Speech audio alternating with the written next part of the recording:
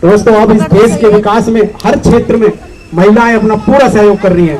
ये बाबा साहब भीमराव अम्बेडकर जी की देन है और ये भारत का संविधान की ताकत है कि उन बच्चियों को पूरा अवसर दिया जा रहा है। महिलाएं कोई ऐसा तो है नहीं कि सिर्फ दलित समाज या शोषित समाज की महिलाएं हैं, हर वर्ग की महिलाएं हैं और हर वर्ग की उस महिला के लिए बाबा साहब ने काम किया है। उनको फर्क से जीना, मतलब फर्क से जीना सिखाया है उन्होंने बाबा साहब ने हर वर्ग की महिला को।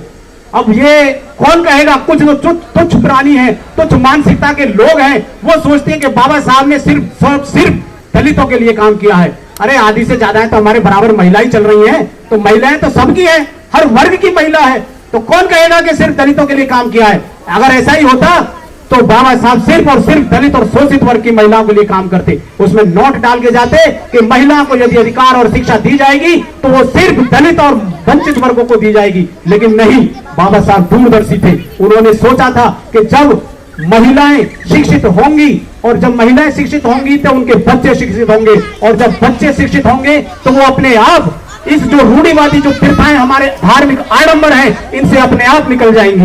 ये बाबा साहब की उस समय की सोच है और आज इतने सालों बाद हमारे उस रास्ते की ओर अग्रसर है।